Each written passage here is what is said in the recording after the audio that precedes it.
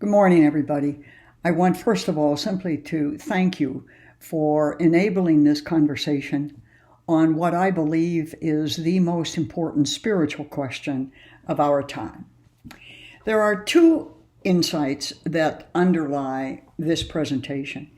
The first is from Edmund Burke in 1769, who wrote, "There is a limit at which forbearance ceases to be a virtue."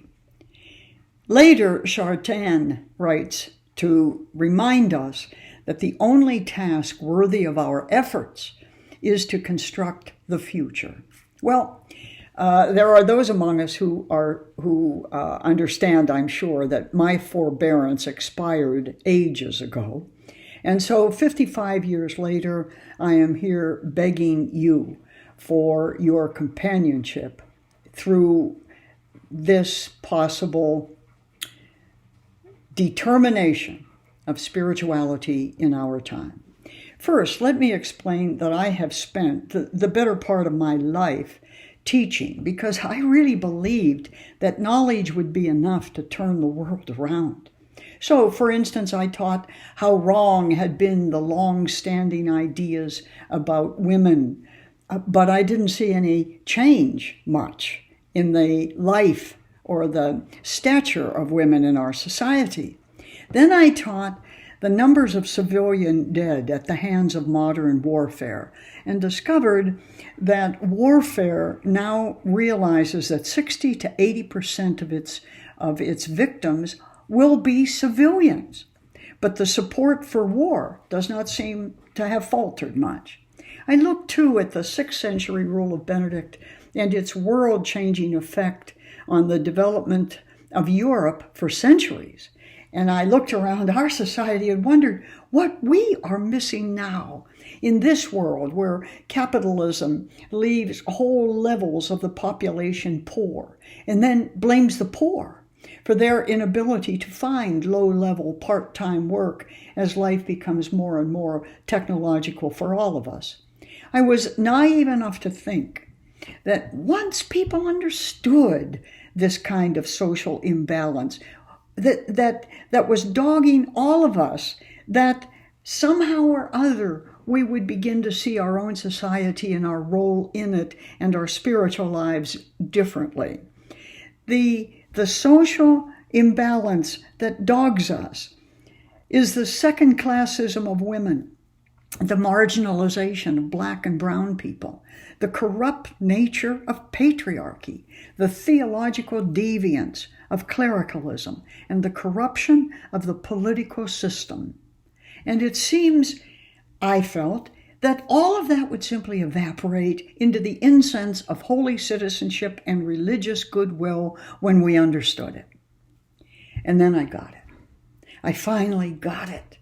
There are forces out there that are working consciously against cultural change. It's built into society, it seems, that we live with the wanton destruction of creation for the sake of personal profit, the ongoing destruction of nature for money, the gall to enshrine a minimum wage rather than provide a living wage, and under it all, a new political goal, the increasing concern of politicians in our time to create their own little petty political bases in order to maintain their seats for years rather than secure the future of the country now. And even more to the point, I began to see that where religion was concerned, religion, the only arbiter of our ethical standards, we had actually even domesticated Jesus. We make Jesus harmless. We make Jesus marshmallow. We make Jesus sweetness and light in a nuclear world. How could it be that religion is no bulwark against any of these things? How could it be that we just kept going along and nothing ever changes, except when it gets worse, of course?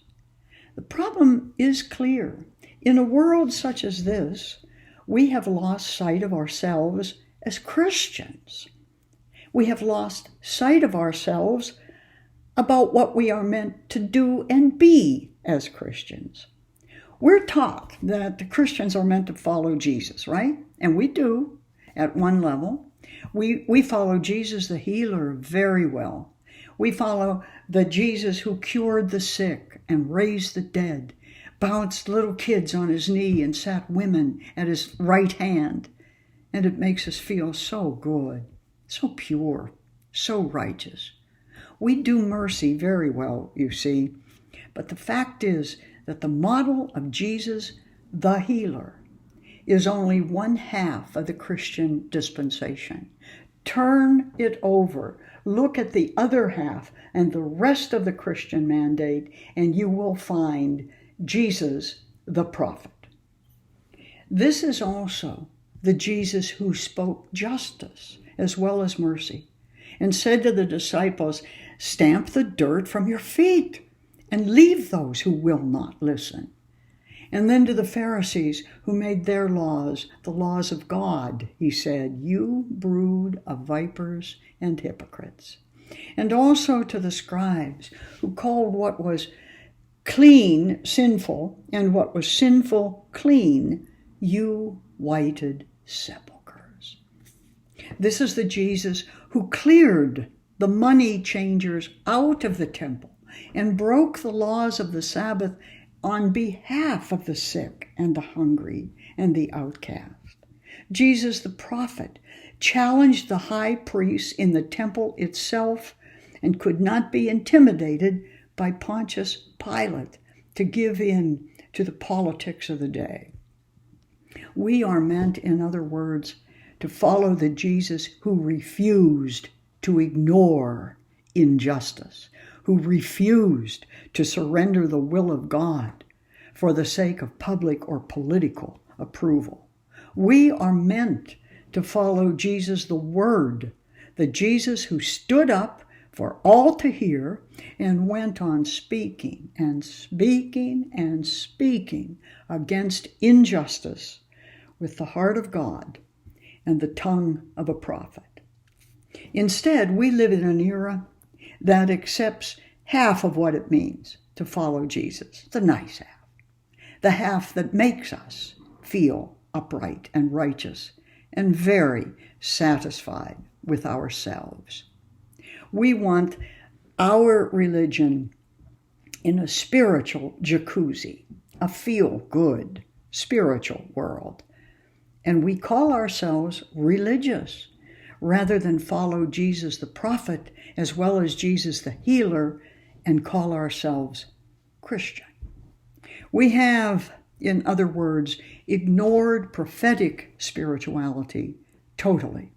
We have learned to be nice and consider nice a synonym for being good, but it's not.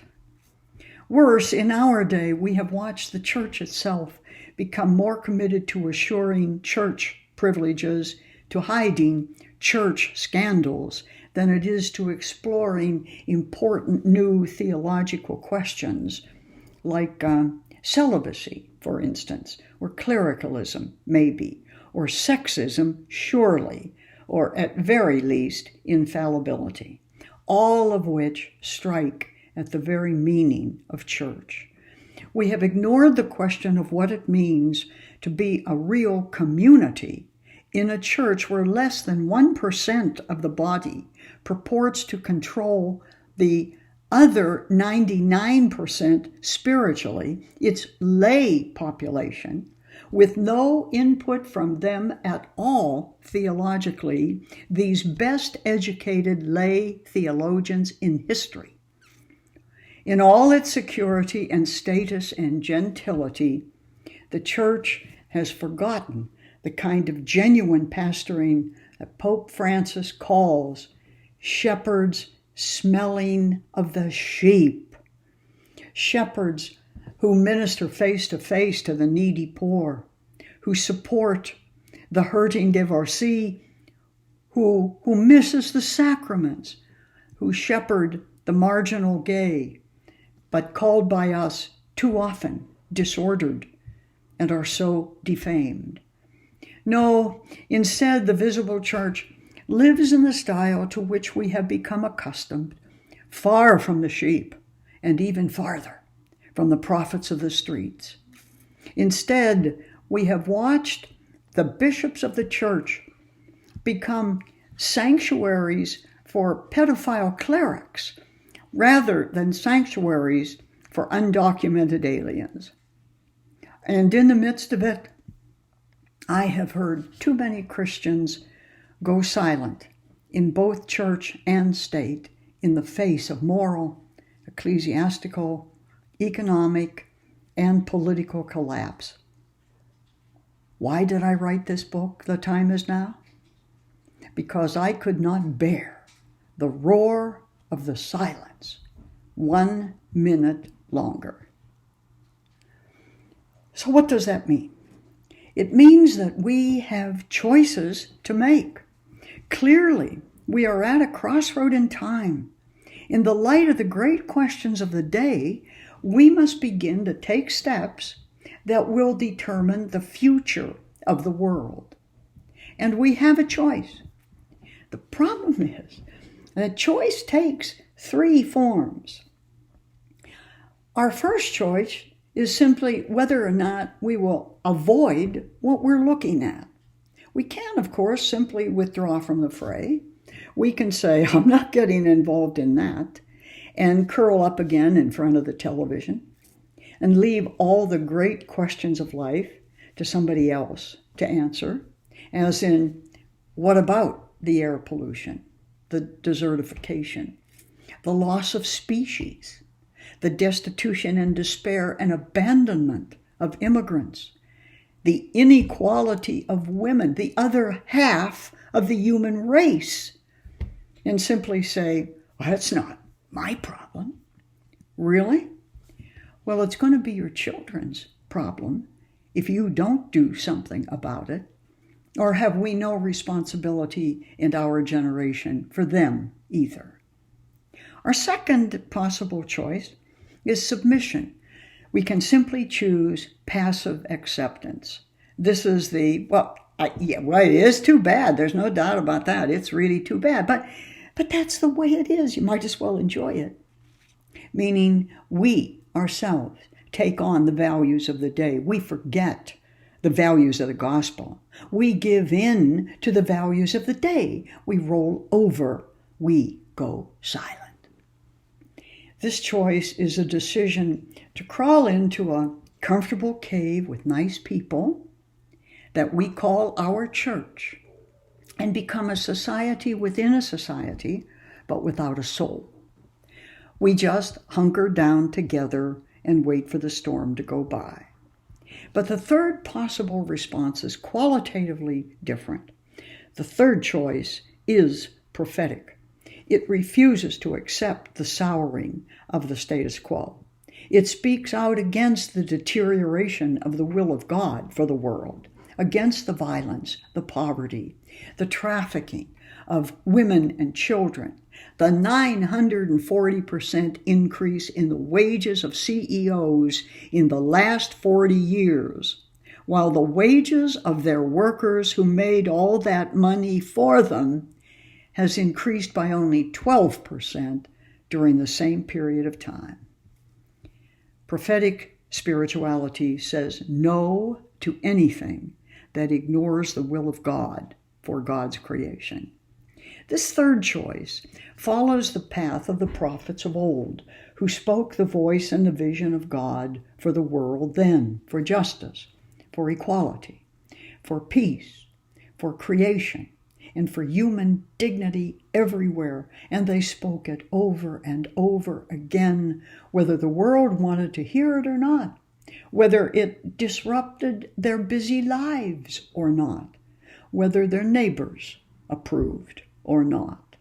And so this choice risks, as the prophets did, not really being heard at all, at least not until long after its roots have become too strong to kill. The prophet recalls the present to the will of God, and so seeds the future with its eternal message. This third choice sounds the call for the building of a holier future. This choice is to courage. So the questions for our time must be, what is the call to prophetic spirituality? What do we mean by this? This world, our world, has obviously gone badly askew. We stand on the cusp between authoritarianism and freedom, between universal compassion and national self-centeredness. This world is a world in wait. It is waiting for some wise and wild voices to lead us back to spiritual sanity. Our world waits for you and me to refuse to be pawns in the destruction of our global society and ecosphere. The great spiritual issue of our time at this spiritual crossover point is clear, isn't it? Will you and I, will we ourselves take up now and here what we know is our own moral and spiritual responsibility to make the world a better place for all, to bring to life the fullness of creation for all, or not? Because that is where the prophet comes in.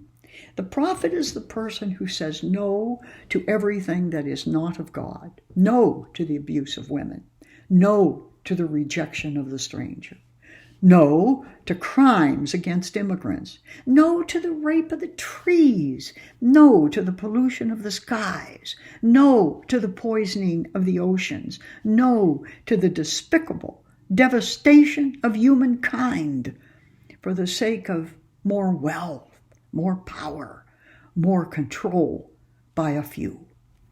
No, that is, to death. As the prophet Daniel Berrigan said, the prophet is the one who speaks truth to a culture of lies. For while saying no, the prophet also says yes. Yes to equal rights for all. Yes to the embrace of differences. Yes to the will of God for everyone. Yes to the call to live not only in praise of God, but in union with God's will for the world. Yes to life. Prophetic spirituality sends us into the world with one eye on the will of God for all of it at all times. But just as important for us to understand is the fact that the biblical prophets were, all of them, also reluctant bearers of the word. They pled their businesses, I'm too busy to go, their families, their present situation as an excuse. They argued with God. They said, too old. I'm too old for this. I can't do this. They said they were too young. I don't know anything. I wouldn't know how to do this. Too dumb, too busy, too afraid to have their important little lives interrupted for such a fruitless task. They resisted the call. From Moses on down, they tried to beg off, just like we do, just as we are doing right now. And God refused their every argument, every time. God's answer, always the same, was, you must be a watchman on the tower, he told Isaiah. A herald in the camp, he said to the others. Whenever you hear a word from my mouth, you shall give them warning from me. You must warn them. You must warn them. You. That's the call. It is the steadfast, unyielding, courageous commitment to the eternal will of God for creation, whatever the cost to themselves. That is the prophetic tradition. Most important to realize, perhaps, is that prophets faced exactly the same things then as we are facing right now. The only difference is that this time the biblical prophets are gone. Now there is only you and I who can bring God's presence to these things. And so we must ask ourselves, what must prophets really do? Well, first, prophets broaden the conversation beyond the culture of material success to include those on whom over and over again this global plague of insufficiency falls. They see that the present must not be allowed to smother the dynamism of the Spirit in the name of tradition, while justice dims. Like the great prophets of old, like Isaiah, who challenged the militarism of Israel, like Jeremiah, who bemoaned the exclusivity of Jerusalemite theology, like Ezekiel, who argued for inclusiveness of foreigners in parochial Israel, like Amos, who challenged Israel's false prosperity gained by the terror of war and by taxes taken from the earnings of the conquered. For the spiritual life to become vibrant and vigorous in every age, the prophetic voice must be allowed to speak and to be heard in the church as much as in society. It is this prophetic tradition with which my own Benedictine order and later Jesuits everywhere challenged the Dark Ages with education and human isolation with community concern, and the breakdown of the social order with hospitality houses and social centers when no one else anywhere was saying that the privileged of us had a responsibility for the poorest of the poor. No, it's not easy. I never said it was. Withdrawal in the name of religion is so much easier than participating in the difficult debates that real religious compassion, advocacy, as well as aid demands of us. Life without the prophetic spirit to animate it is lifelessness without a name. The role of the public religious voice in church and society is an essential one. The American educational philosopher Russell Jacoby posits the notion that we talk more, even in academia, about standard brand ideas than we talk about new ones. So we train people to go along, to get along. We let other people do our knowing and our thinking for us. We put social values ahead of Christian values. Oh, we give a nod to Christian values, of course, and then we sink into silence when we need them most.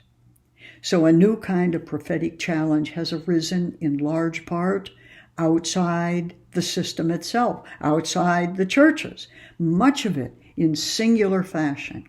Bloggers and writers, speakers and citizens groups, people from think tanks and neighborhood interest groups, journalists and amateur devotees of every subject under the sun have apparently taken Hansel Duckett seriously when he said what this country needs is more free speech worth listening to.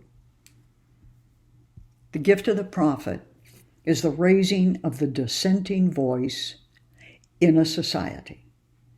The prophet holds us up to the mirror of ourselves and in the end strengthens the quality and the character of both church and society. Prophets forever take seriously the obligation to make the invisible visible. But it is independent speakers, who first alerted the public to sex crimes against women prisoners in major American penal institutions. Courageous heralds in the camp would not permit the sexual abuse of children to disappear from public view.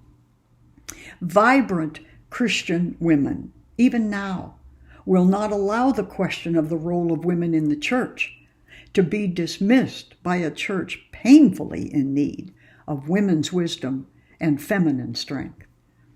And these challenge each of us to answer, and where are you in these things? What have you contributed to each of those areas? Where do you speak? To whom? And about what? The prophet unmasks what is already here but smoldering underground until somebody speaks its name and gives voice to its truth. For years, before John 23 called the Second Vatican Council, the scent of intellectual disaffection with church law had long been in the air. People were chafing under outmoded marriage laws and medieval liturgy and the rigid clericalism of the church. And yet it was prophets from inside the church itself who were pointing us toward a new future. Theologians and canonists, nuns, and new lay theologians spoke the unspoken possibilities and paid the price of isolation and in some cases even career capping for doing it. Courageous prophets in ecclesiastical leadership themselves warned of the ossification of the church then and now in an attempt to open the windows that too many are still trying to close in our own time. Yes, prophets stretched the church too. But prophets do not live to succeed. They live to make life better for everyone else. They live by the mantra, if not for us, then because of us.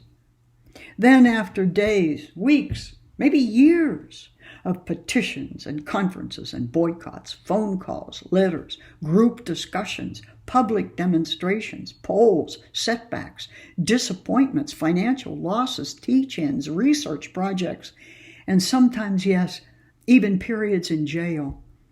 All the things that prophets do that never end, never end, never end, so that one more person perhaps may come to speak the will of God for the world and ready to continue warning, heralding, announcing the truth, so that God's world may become closer to what God meant it to be.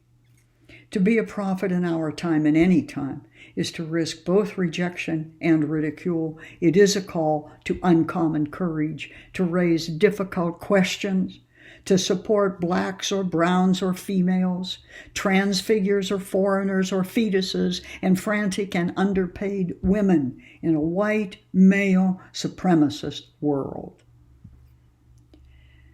But if they stand their ground long enough, they will become the brave and the bold who take us beyond yesterday to the horizon and new light of tomorrow. But in churches, all too often, new ideas don't even get discussed. In far too many churches, new questions merit old answers by return mail. Then religion becomes politicized, and the questions we refuse to ask, like the truth of Galileo's telescope, or the depth of Luther's theology, or the value of a woman's theological agency as opposed to a man's, colors the great questions of the time.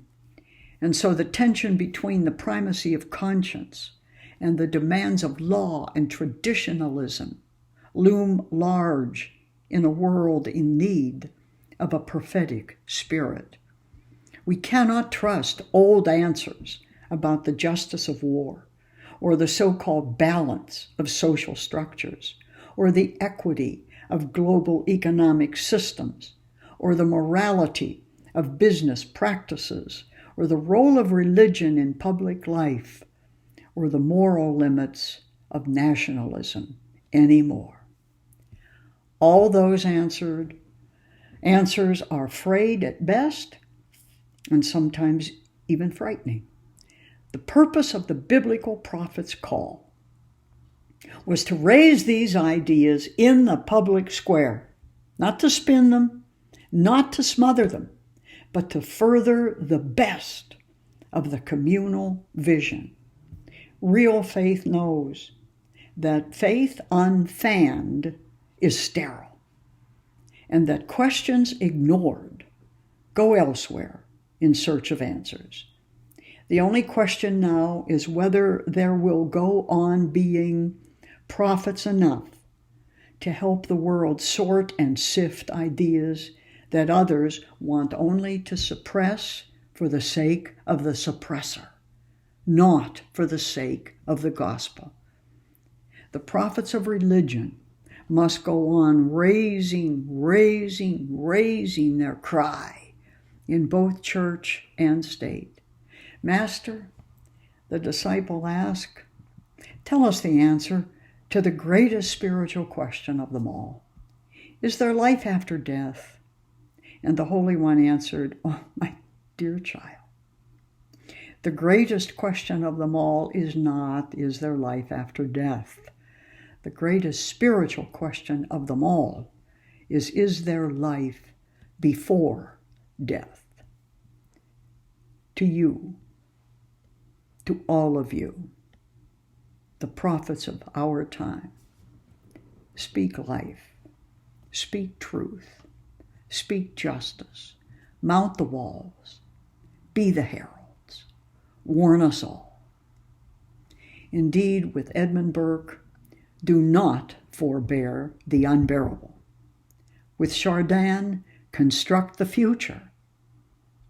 And with all the holy ones before us, speak up, speak out, and speak on for all our sakes, lest the will of God for church and state die in our very hands. For remember always, if the people will lead, eventually the leaders will follow. Thank you for opening this topic, for considering it, for living with it, and for showing the rest of us that we must mount the walls, be the heralds, and do the warning. God bless you all. Thank you for being here.